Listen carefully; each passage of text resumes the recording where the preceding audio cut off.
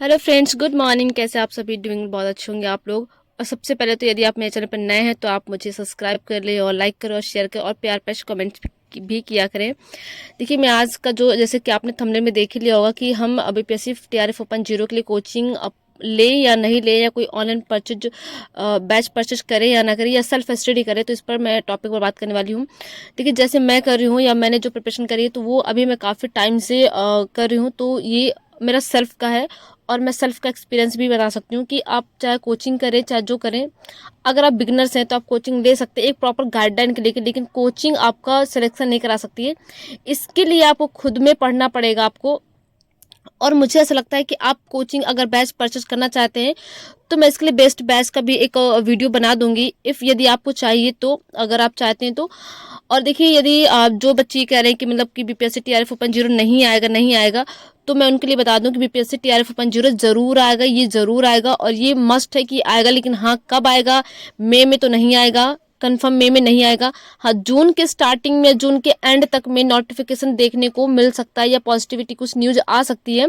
इसके बाद यदि आपको लगता है कि हाँ, आप नोटिफिकेशन आने के बाद आप प्रिपरेशन करेंगे तो आप बहुत बड़ी गलती कर रहे हैं, कि कंपटीशन इतना हाई फाई है। और मुझे लगता है एक बहुत ही बड़ी लेवल पर भर्ती आने वाली बीपीएससी टीआरएफ ओपन जीरो, क्योंकि आगे इलेक्शन है तो हमारे पास जो बचता है बहुत ही कम टाइम बचता है, क्योंकि हमें हर रोज एक रफ्तार में भगना होता है। एक अलग से एक रफ्तार होती है हमारी, जब मॉर्निंग होती है तो हमें एक रफ्तार से भगना होता है। अगर हम रफ्तार से नहीं भगेंगे, लेकिन हाँ, उस भगने में हमको साथ लेकर चलना सब कुछ, उस भगने में कुछ छोड़ना नहीं है कि आपको भगते जाना है भगते जाना है।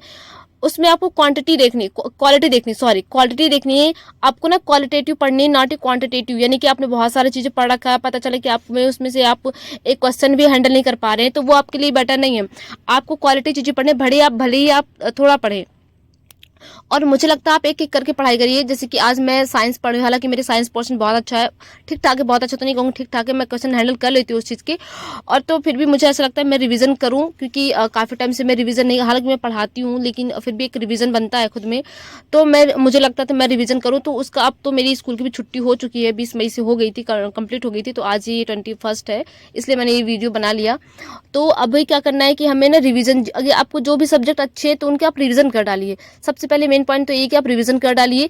अगर आपको जो सब्जेक्ट अच्छा, देखिए मैं आपको बता देती हूँ, जो भी सब्जेक्ट आ रहे हैं वो उसमें से हर सब्जेक्ट 15-15 मार्क्स के होते हैं। मैंने ये चीज़ देखी है, बीपीएससी टीआरएफ 3 पॉइंट तक के जो भी जितने भी एग्जाम्स हो चुके हैं, 3 बार एग्जाम्स हुए हैं, उनमें मैंने देखा है कि 15, पीआरटी के लिए बता रही हूँ, पीआरटी के लिए, तो उनमें से 15-15 क्वेश्चन हर सब्जेक्ट रेशियो बन रहा है। और मैथ का भी अपना एक रेशियो, लेकिन मैथ बहुत टफ नहीं आ रही, मैंने उसको देखा था, हालांकि मेरे पास पेपर थे नहीं, मैंने जो भी टीचर थे उनसे मैंने लिया था पेपर्स, लेकिन बहुत ज़्यादा पेपर्स में आया नहीं था हर चीज़ की, नहीं बहुत ज़्यादा टफ पेपर आया था, ठीक ठाक पेपर था।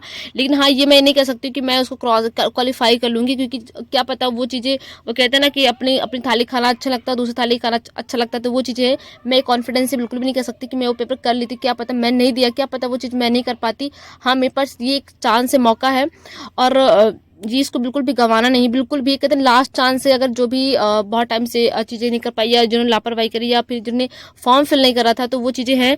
और उनमें से शायद मैं भी एक हूँ, जो मैंने स्किप किया। आई डोंट नो वाई, कैसे स्किप हो गया, मुझे नहीं लिटरली मुझे नहीं पता कैसे ये स्किप हो गया और मैं कैसे चीज़ों को हैंडल नहीं कर पाई हूँ। लेकिन हाँ, अब जो भी मौका मुझे मिल रहा है उसमें बिल्कुल भी चूकना नहीं है, मैं बिल्कुल भी चूकना नहीं चाहती हूँ।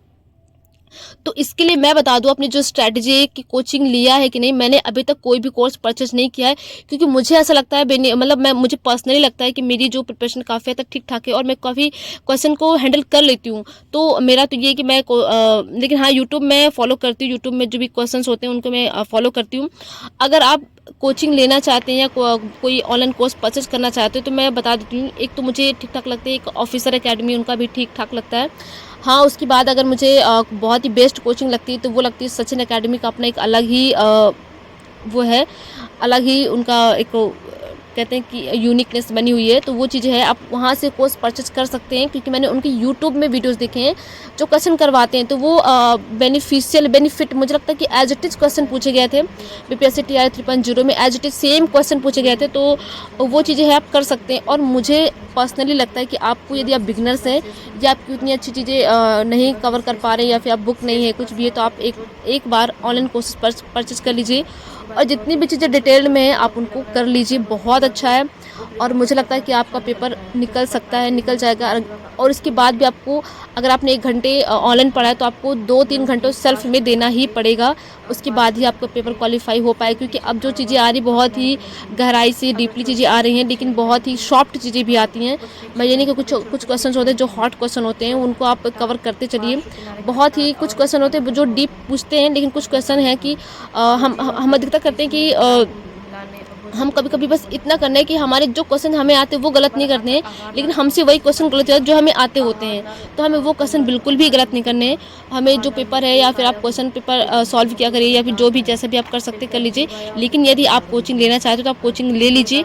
अगर आपको लगता है कि आपकी प्रिपरेशन बहुत अच्छी नहीं हो रही है तो आप ले लीजिए।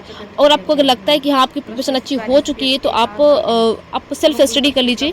हाँ, उसके लिए आपको एनसीईआरटी फॉलो करना पड़ेगी। एनसीईआरटी मस्ट है, 6 से लेकर 10 तक की एनसीईआरटी फॉलो ही करना पड़ेगा। मैंने खुद में देखा है कि जो केमिस्ट्री का एज इट इज क्वेश्चन आए थे, एज इट इज मतलब क्वेश्चन उतार के दे रखा था। तो मैंने यहाँ पर जो अभी 10th क्लास की जो एनसीईआरटी वही मैं फॉलो करी, वही पढ़ रही थी। और मैंने यहाँ पर डाइजेशन वाला चैप्टर जो कंप्लीट कर लिया। हालांकि मेरी साइंस ठीक ठाक है, तो मैं फिर भी इसका रिवीजन कर रही थी कि कुछ शायद कोई शब्द ऐसा जो मुझे दोबारा से न्यू मिल जाए, तो वो चीज़ मुझे मिला नहीं। तो मैंने 2-3 बार रिवीजन कर रखा है, और मुझे लगता है कि आपको भी ऐसे ही रिवीजन करना है, क्योंकि हमें ये मौका बिल्कुल भी गंवाना नहीं। यदि आपको ये चीज़ें अच्छी लगी है तो आप प्लीज़ मुझे लाइक कर सकते हैं, शेयर कर सकते हो। और कोई भी आपकी क्वेरीज होती है, या कोई भी इंक्वायरी होती है, या फिर कुछ भी आपको लगता है पूछना है, तो आप मुझे कमेंट्स बॉक्स में कमेंट कर सकते हैं। लेकिन पॉजिटिव कमेंट किया करें, क्योंकि ये कमेंट मेरे जो बच्चे पढ़ाते हैं वो भी देखते हैं। और लास्ट में यही कहूँगी, यदि आपको अच्छा लगे तो आप प्लीज़ कॉमेंट किया करिए।